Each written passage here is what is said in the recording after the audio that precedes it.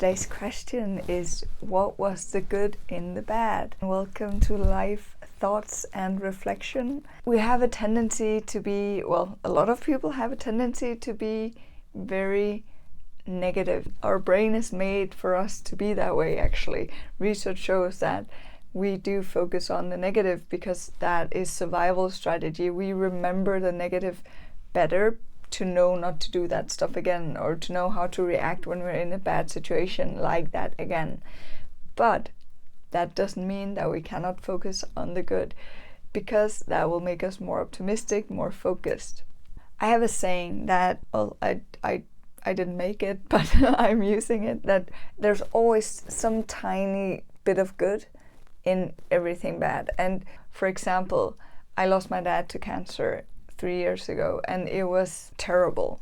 It's also what helped me be where I am today. So it helped me be an author. I wrote a book based on that experience, and it helped me realize that I needed it to do more things for me. I would, of course, much rather have my dad with me today, but I can't change that. So what is the good things? What's the important things?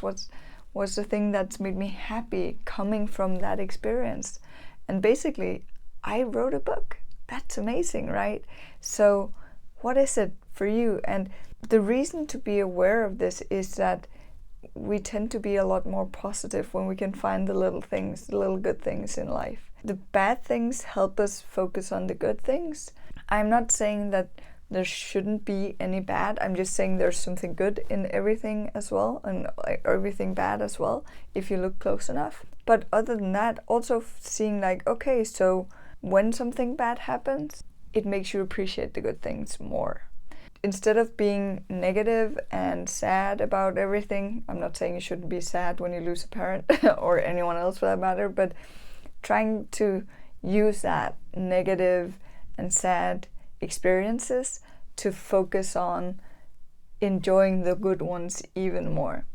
And it's also all about accepting that you have a responsibility for your own life. And if you can't change the action because it's not something you're in control of, then you can change your response.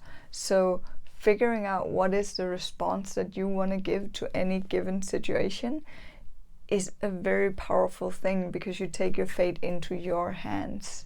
Brian Tracy says, negative emotions are the single biggest enemy any of us have.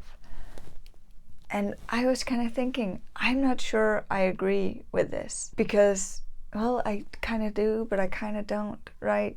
Because the thing is that there's two layers to it. There's the action or the event, which can be good or bad, and then there's our reaction to it. So he might be right then, because he's talking about the emotions, and we have a tendency to act on emotions, right? What you need to focus on is, how do you get past the negative emotions? A lot of that could start with figuring out what is the good that's hidden in the bad. So I would love to know in the comments, what is a negative situation where you have drawn out something good that's actually been a really positive in your life. That's it for today. I look forward to making the next video for you guys. Have an amazing day.